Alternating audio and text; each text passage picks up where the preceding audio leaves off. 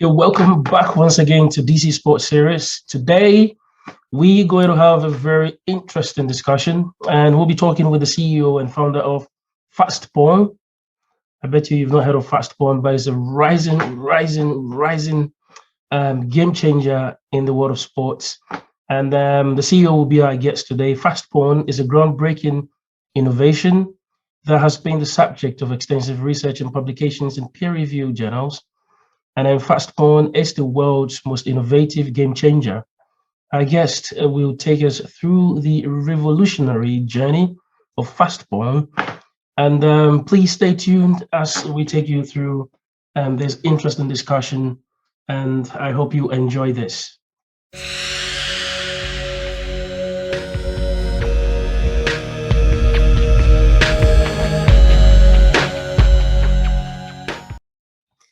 Anyway, so we'll be starting very soon. Nice to meet you. And it's been a while, but I'm super excited for us to take you through this journey. But before we start, can you tell us a little bit about yourself and in terms of who you are and anything that you want us to know before we move into the main discussion of today? Sure. Thank you so much, Derek, to having me in your media and your blog. And it's my honor and pleasure to be here.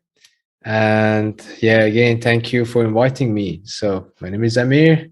I was a national table tennis player of Iran, and I was a sports science researcher in Seoul National University. And we are making device to gamify and digitalize table tennis. So I'm ready for your questions and interesting talk.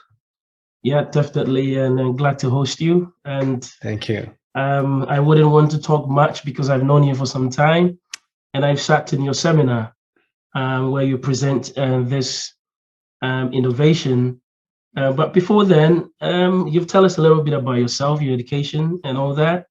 And you as a person, what are you passionate about? Yep, sure.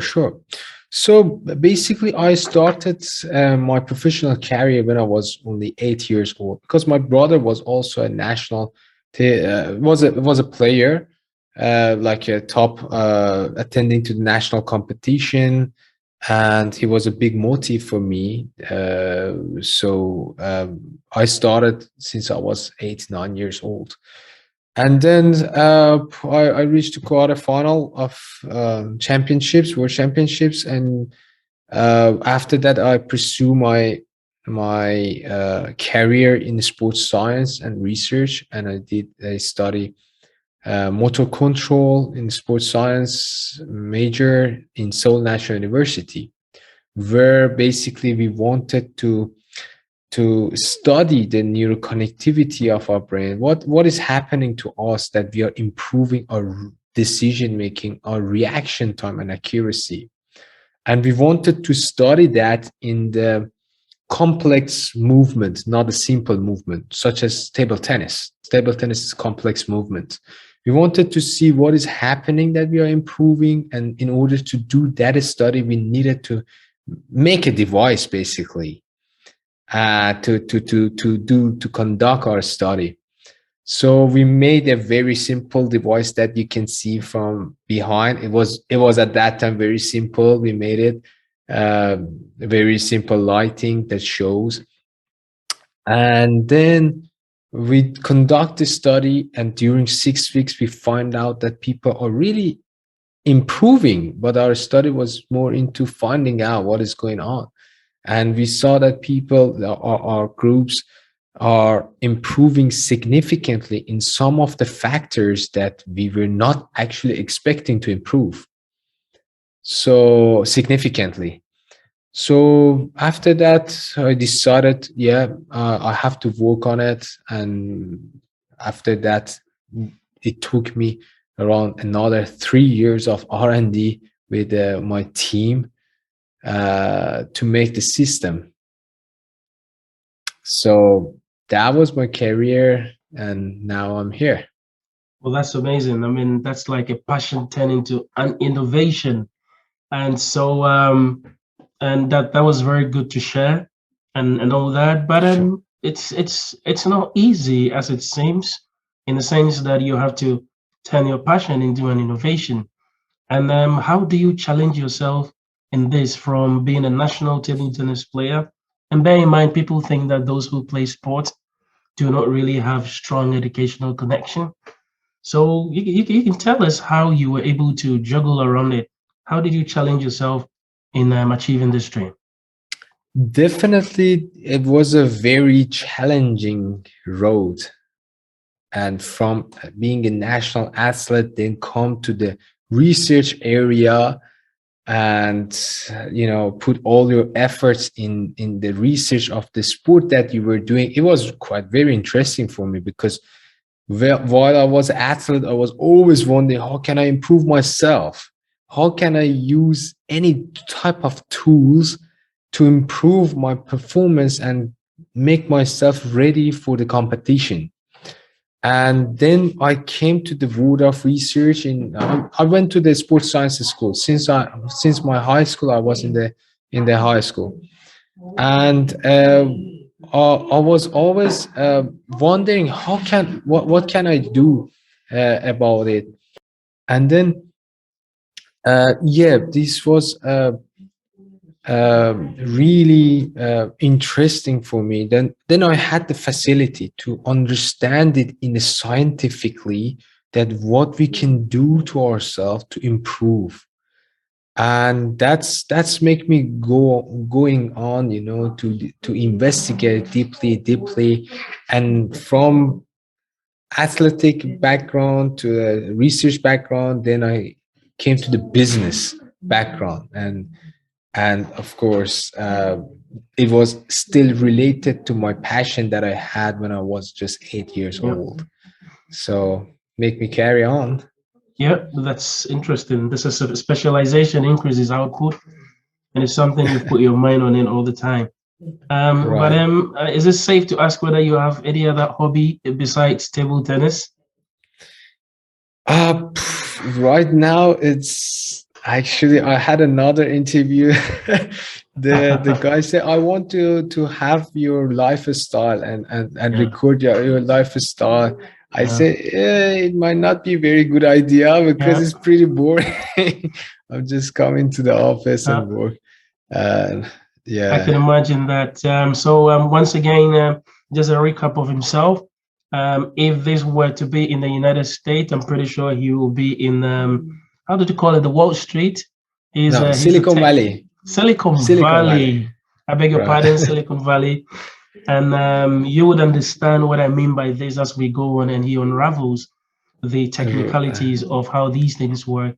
The product is worldwide, and you can check it Fastpong, as you see on the video, and Fastpong and how it works and all that. You can check it worldwide. But for now, we'll be moving about the founding. We'll be moving into the founding of Fastpong. Where is Fastpong located as a company? In South Korea, in Okay. Seoul. So our offices in South Korea, and our manufacturing also is fully done in South Korea. So it's a Korean made product. Okay. Sounds Yeah, good. And what is Fastpong all about? What is it all about? If you could tell us in brief. sure. So the idea behind this is going back to the a problem that we are in the sports industry currently is we are facing, I believe, that there is a big gap between digitalization and sport, and this gap um, caused young generation go to the internet gaming and computer game. And as you know, that it's going to it has a consequence because they are just getting to the computer game, and they are everyone knows the consequence of that it's going to create. And there is a reason for that, because the young generation see technology everywhere they look at, the technologies in their hand, but they play the sport the same way that we play our parents play, our grandparents play, our grandparents play the sport in the same way that we are playing. But this is a problem. That's why the young generation is getting distance from a sport. So what we should do in our generation, we have to think about how we can involve this young generation to the sport, because you know that this is absolutely a way to develop ourselves, to calm down, to improve our mental health, and of course physical health. So I really wanted to to bring the technology into the sport that I was playing all the time, and I was having fun, and motivate this generation to get involved into it. So that's the basically philosophy way of like thinking about that. But if you want to know more specifically what is the device, then that's a different question. Anyway, I think that's well explained, because often you mention it right, that you have to look for a problem in the society and then find ways to solve it, and I think that's exactly what you did. But when and how did this begin? Like, at what point did you say? Like people say, when is your eureka moment? At what point did you know, yes, I got it? And how did you channel that into action?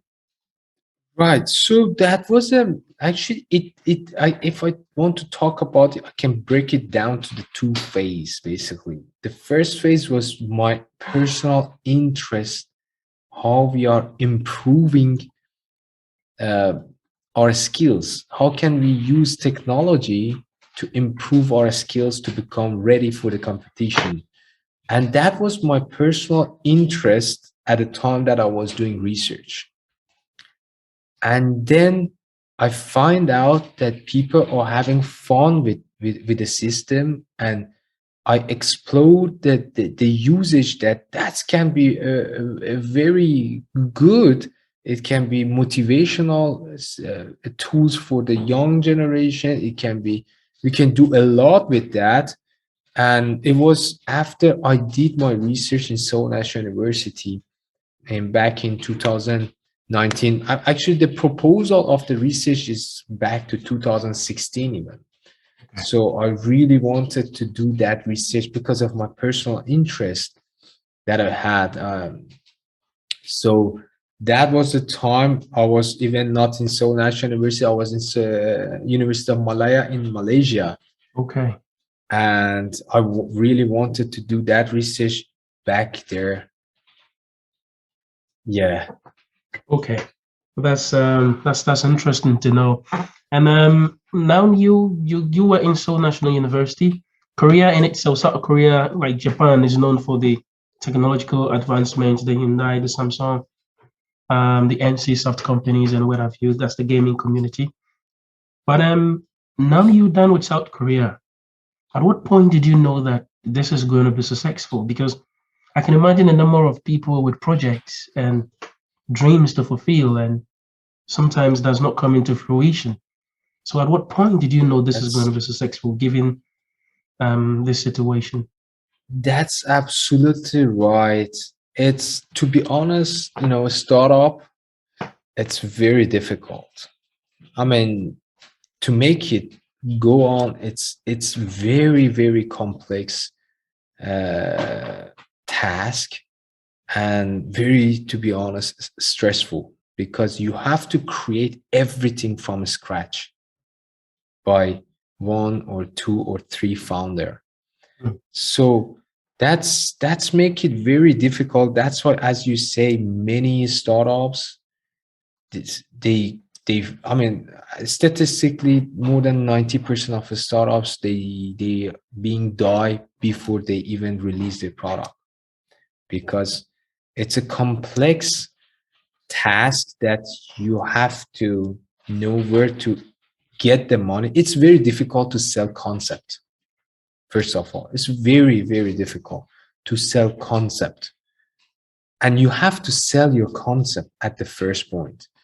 That I have this concept, I believe that it's work, but the other person that can help you to accelerate this, you have to really justify it. And this is not very easy because they have to put only an idea and someone's idea.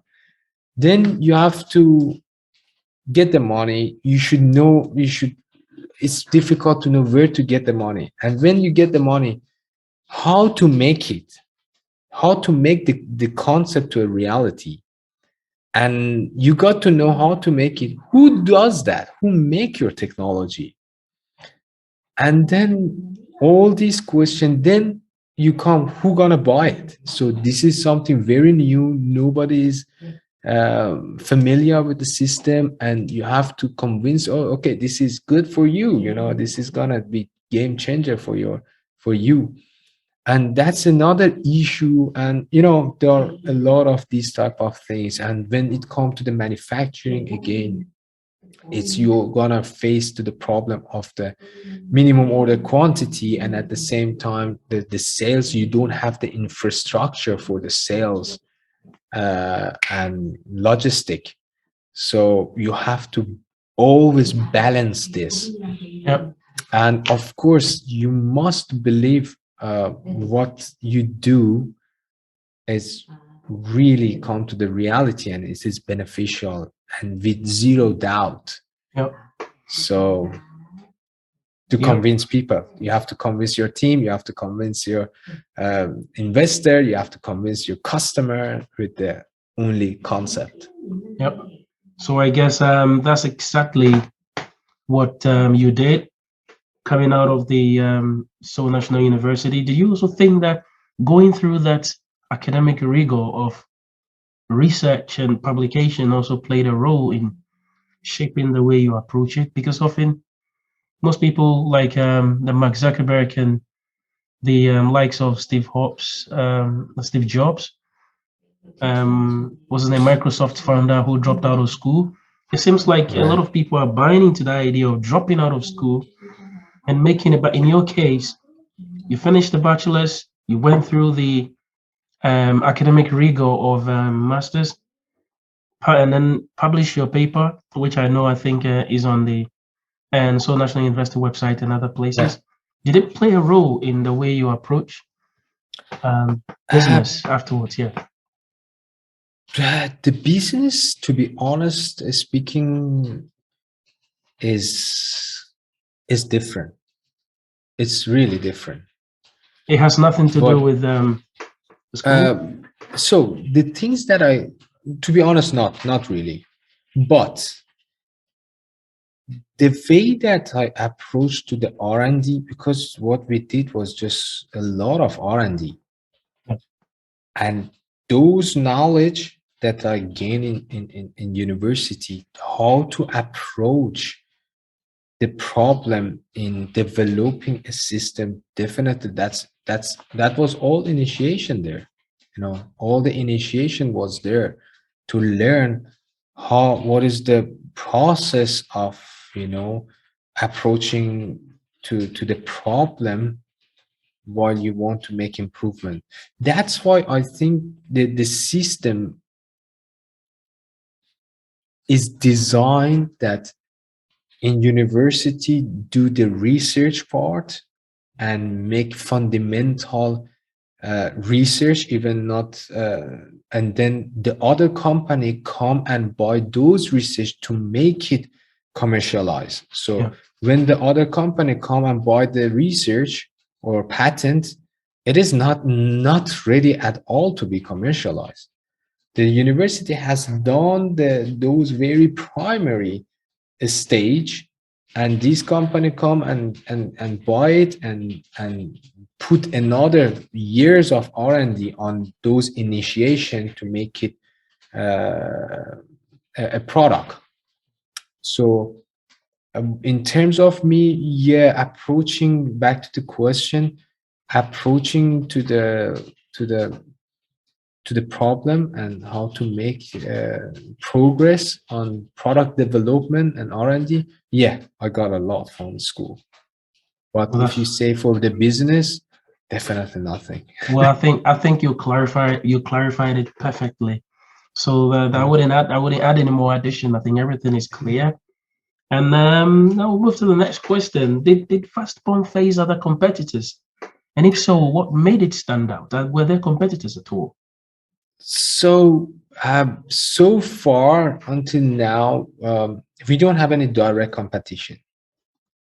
So that can be good and bad, because the market, you have to create the market. When there is nothing like that in the market, you have to again start from the scratch, to make a place for such a thing. Yeah. But if it was just improvement, of course, the problem was you had a competitor which might be cheaper and they are already in the market, but you would continue their way and you say, okay, I have a better than the previous. But what we have is people don't know about it, and we have to create that as the first company in the market. And maybe in future, we're going to have competition for Yeah. sure, and they gotta have an easier way in terms of introducing their product to the market. And of course it would be harder for them to compete with us, because of course we have create the barrier of entry. Yeah. Because we spent a huge amount of money and effort to make what we are making, that can be that cost us a lot. I can imagine, I've been reading a lot about startups and people with great initiatives, and it is not easy. I read a bit about Zoom and how it came to light, and I can imagine the number of engineers Right, and the right, research right. and development, the funding and everything that goes into this. So it's not easy as people think. But back to the competitors, I know the robot that shoots the ball had been Yeah, in the that market for a one. long time. Yeah.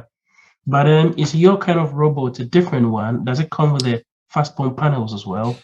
So the thing is, this robot has been the first robot has been created in 1989, Okay.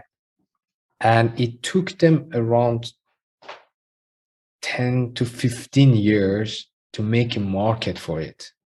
Wow. And right now there are more than 30 companies. They are making a robot from $70 to more than $3,000. Yeah. So what we did, for example, in case of South Korea, 97% of the ping pong clubs, they already have the robot, the ball shooter machine. So one of our innovation was we come up with a sensor that can synchronize our pad to any ball shooter or robot. So with a sensor that it comes with our system, you can connect it to any ball shooter machine out there, from $70 to the $3,000 ball shooter. So yeah, that's to Yeah. answer So your question. yeah, that's really great. Um, and it's well explained. So we'll move to the next question. You spoke about funding, and with this initiative, how possible? I don't want to go into details because often this is Sure. very private to Yeah, businesses. yeah. But how did you manage that? How did you manage to put funding into the initiative? Right, Yeah. right. Interesting question. That is, um, they have whole industry for that. Yeah. How fundraising industry is a Yeah. quite big industry. So in my case, there was a very we got into the. I mean, Korea is a very good country to start startup, and we were lucky to be here, and we started by getting government funds in order to initiate our move and go further. But of course, at the first, bootstrapping. I mean, they are not just gonna give. It's very difficult to get those funds. Yep. And at the first, we have done bootstrapping, and we get to some certain level of the product, Yep. of the prototype, basically.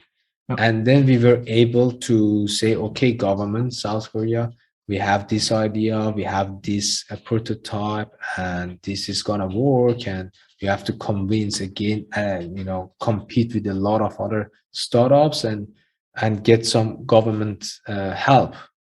And luckily, there was government aid that provided for us, and we could start and go further, and then we could get into the the investor, the seed round, and pre-seed round, and A round, and we could get it from the private sector. Also, that's amazing. I mean, detailing the processes and ways to get the funding is another topic on its own, just like you said.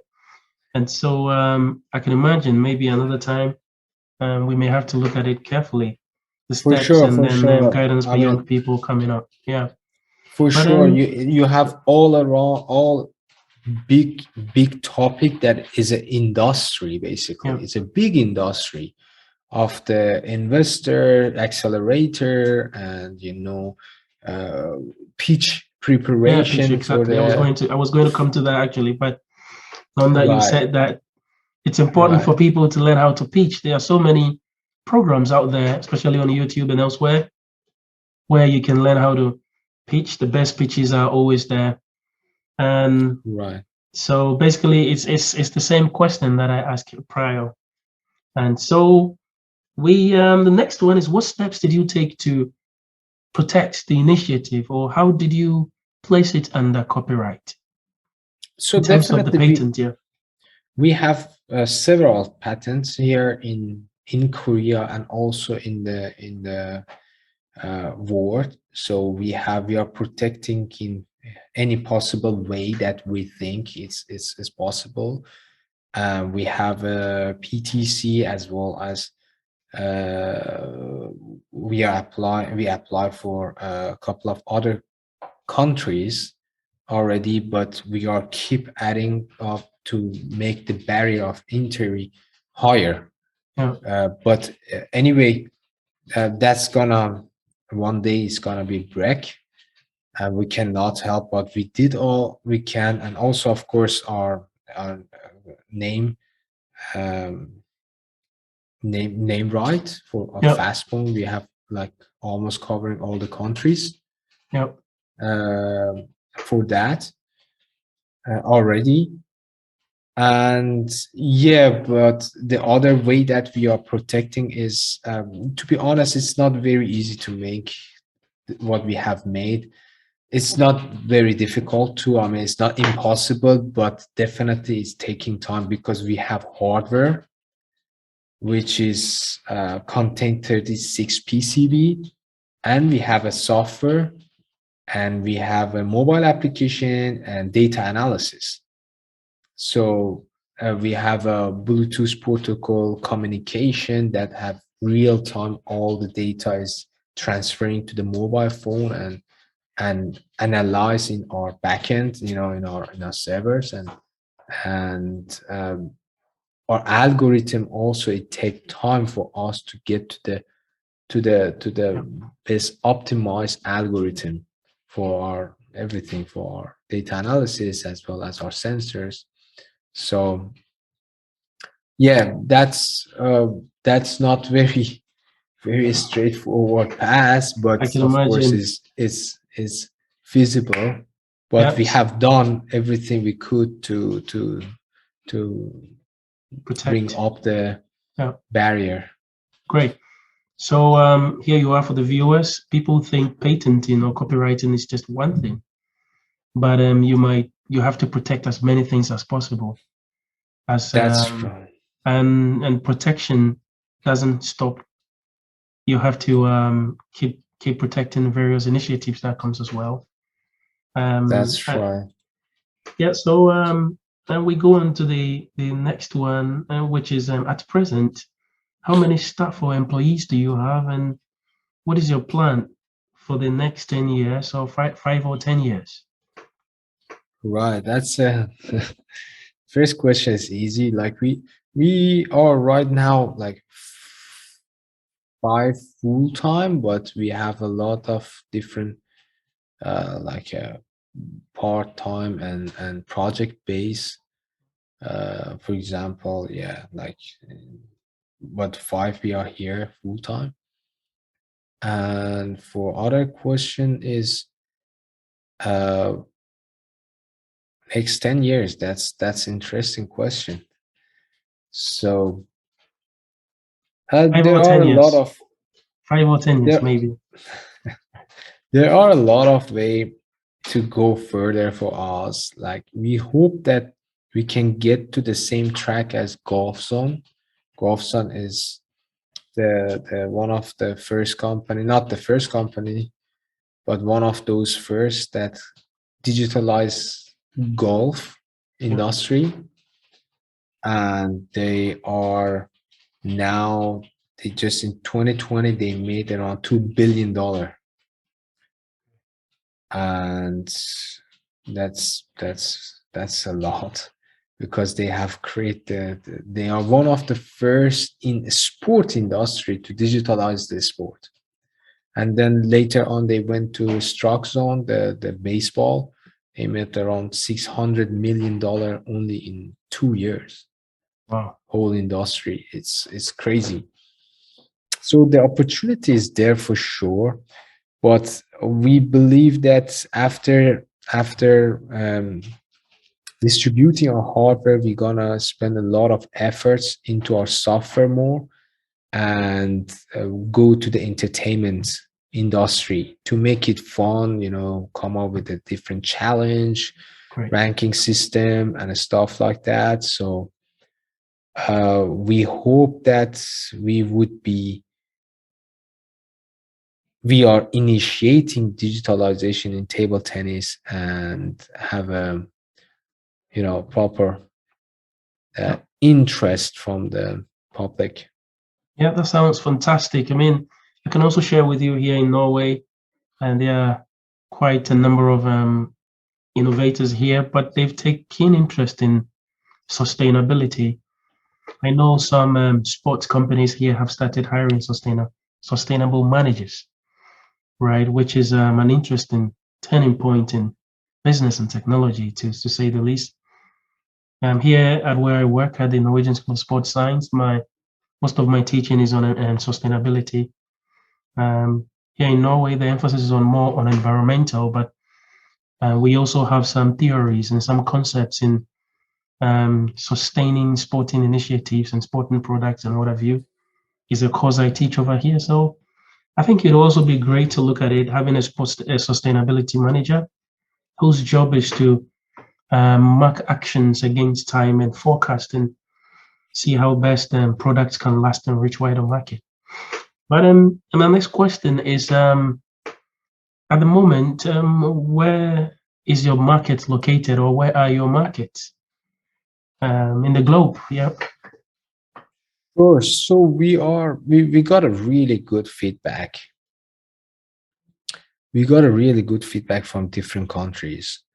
So we have already uh, creating we are right now we are creating the infrastructure for logistic and stuff, Yeah. and adding of course more stuff into our team, Great.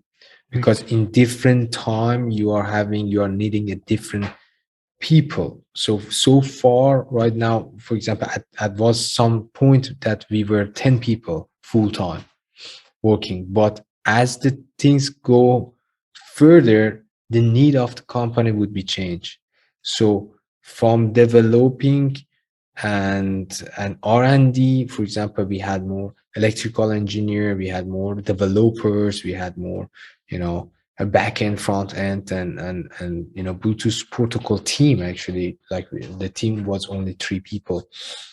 So we are now in the transition from developing company, a developer. Of course, we are going to add more developers right now as we go further, but we are transitioning from only an R&D company that focused 3 years for R&D to add sales into it that can the wheel can go further.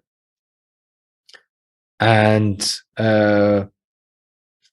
yes, so now we are adding more stuff into our company that we are can support for the sales. And right now we are active in India, we are active in the US, in UK, in Hungary, in Germany, in Malaysia, and Australia. So we are quite active, and we have people for sales and distribution in those countries. And yeah, but of course the biggest market for us is in China, Right. which is not a very easy market. I can imagine. It's tricky to get there, but we are not in rush. Yeah.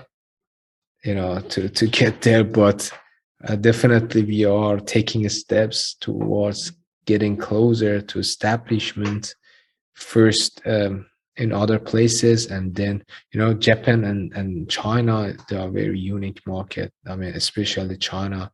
Yeah. And Japan is the same, to be honest.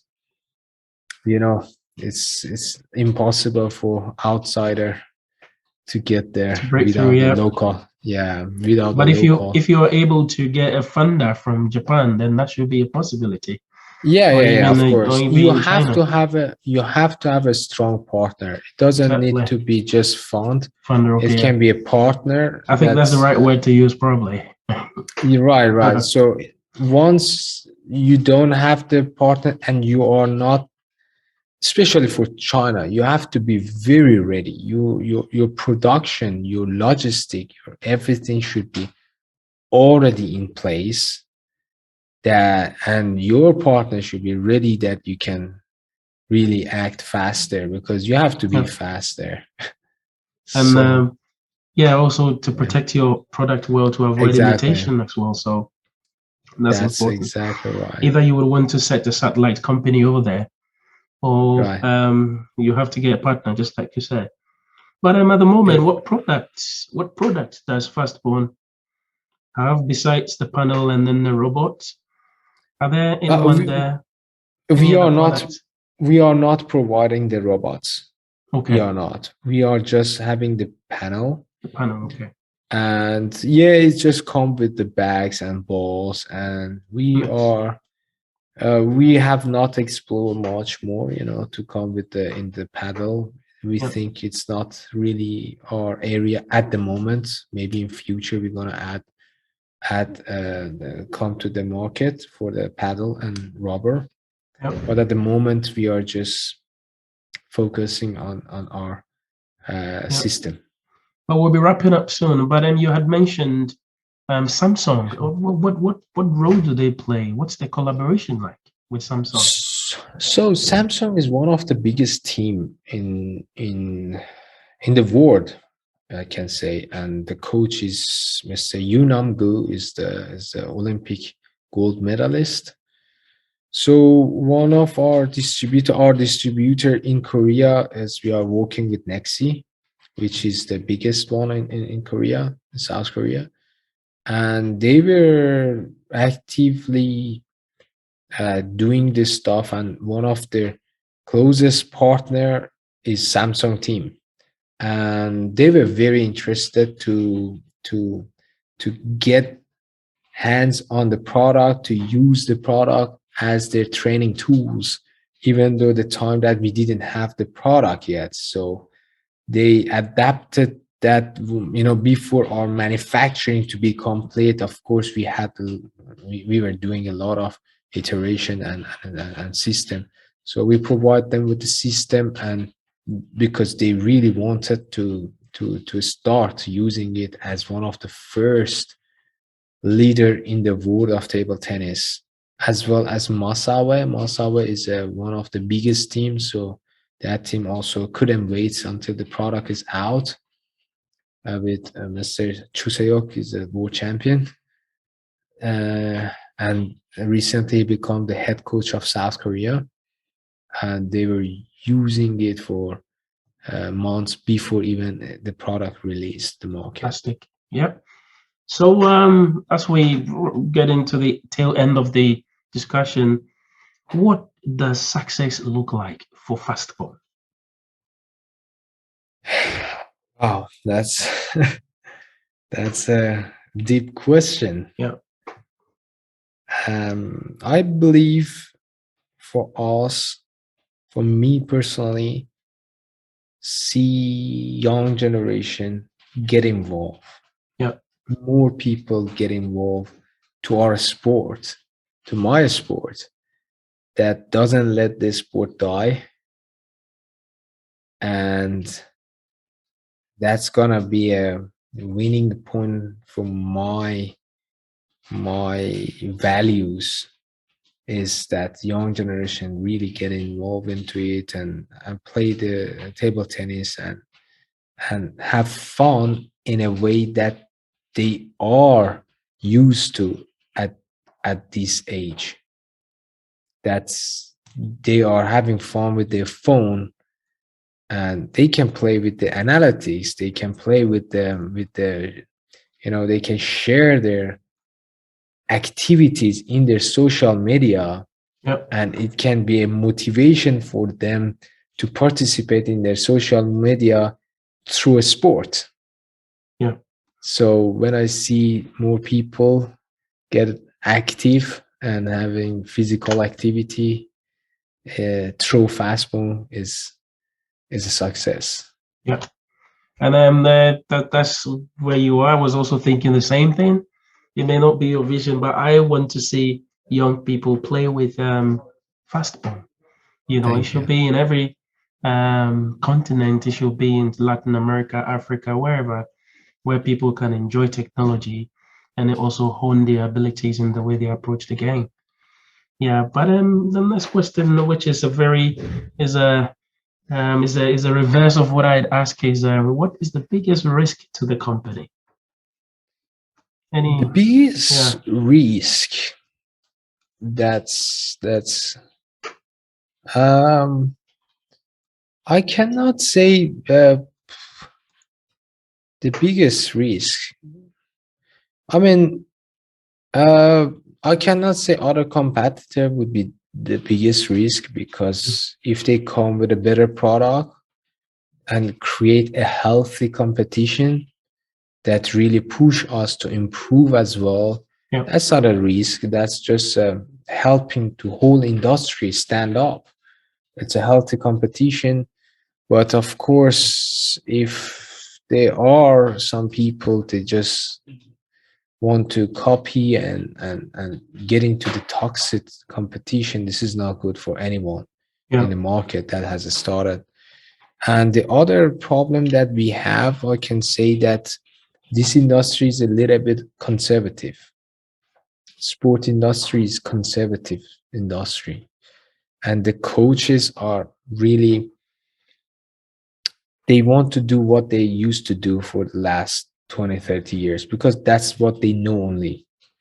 And they are resisting at the first to accept different opinion, different approach, different use. And this is our job to carry on. So, but the biggest risk, maybe I don't have an absolute answer now. Well, I think you said it. There are those who wants to imitate, and then also others already in the table tennis tech world that would want to bring more innovation. And so I think you said it right. And the fact that sport is a very conservative sport is right in all spectrums of sport, right? And that's why, and let me say, even when you talk about diversity in sport, right? Sport is extremely gender-based, male and female, and that's why other and new, let's say, genders or sexualities are finding it difficult to break through, because the sport doesn't change easily in terms of what it is. So it's being conservative is quite right. And but you have torn a line where, and you're trying to introduce something that improves it.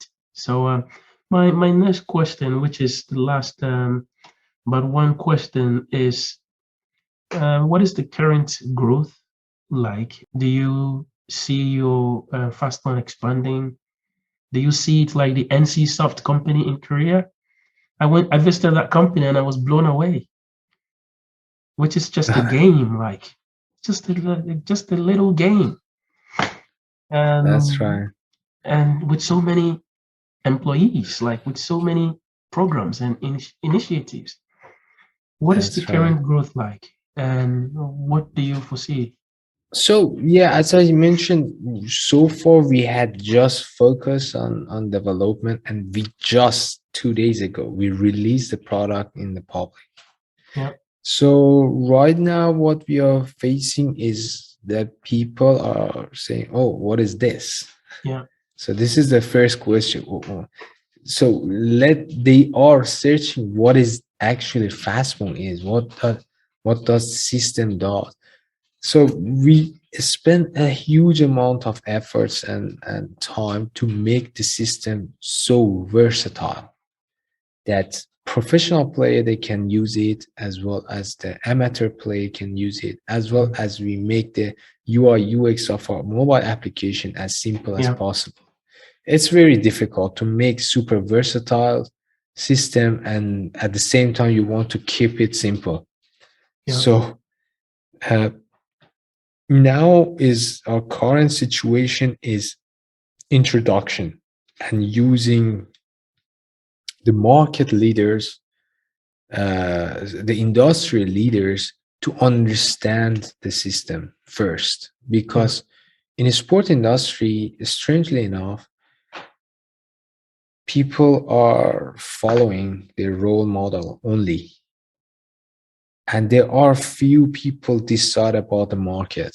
yeah, And so from the bottom to the top, if you look at the first at the bottom are the professional athletes, yeah, national athletes, national federation, and come to the middle, there are the ping pong clubs, and the academies, yeah. and then at the top of it are the entertainment. Great. But everything is deciding for the whole industry basically at the bottom. That's okay, the coach X, they are using Fastpong, and definitely it's good. So that's why our approach is first get this segment to introduce the product, and the rest would follow. Yeah.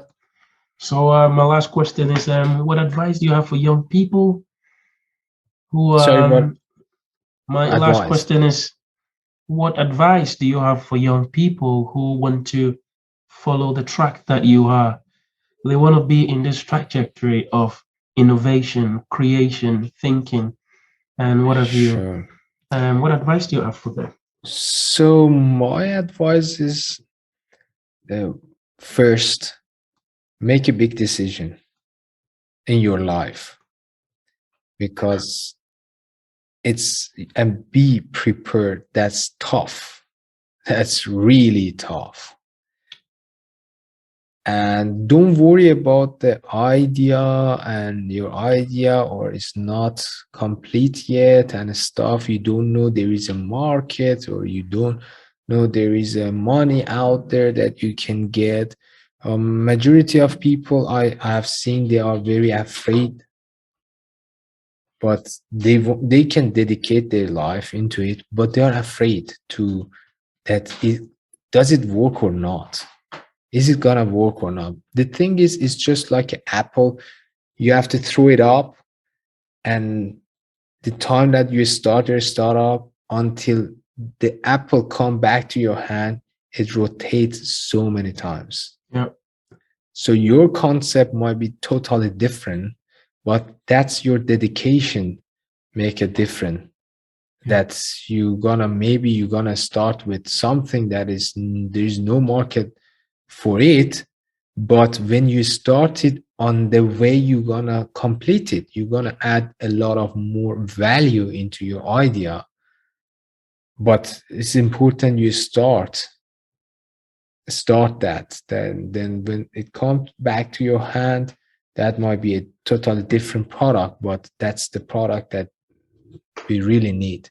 Yep. So, but the one important decision you have to make, be ready for a few years at least, that you have to sacrifice. You have to sacrifice a lot of things in order to get what you really want. Well, so there you go. Do you have any question for me? I've been asking all these questions. Yeah, I would love to catch up with you. There are a lot of questions I want to ask you. Yeah, it's been years that we didn't see Exactly. each Yeah. other. Right. So just for the viewers, like I told you, I sat in his research speech at Seoul National University, where he had to defend his idea, and I was blown away at the same time, but I also believed in the process, because there are a lot of people who defend their project, and I could choose to stay in my room, but have a pep talk with him, I realized, no, this thing sounds interesting, and I went there to listen. And today, I could see it behind him. It's coming to fruition. So on that note, I want to say thank you for the time. I know you are very busy, and you were, when I called on you, you found some time for me, and I know you'll be having a lot of interviews even after this. So I'm very grateful, and I hope my viewers have also taken some cue from it, as well as my students who are interested in various fields of sport. So on that note, I will say thank you, and hopefully we catch up again. Thank you so much. Thank you so much. I really appreciate you for having me in your talk. It's my pleasure to be here for your audience, and I hope that I could just bring a little bit of value to it. And thank you so much. Yes, me too. We catch up. Thank you. Yeah. Catch up. Sure. Thank you very much. Goodbye.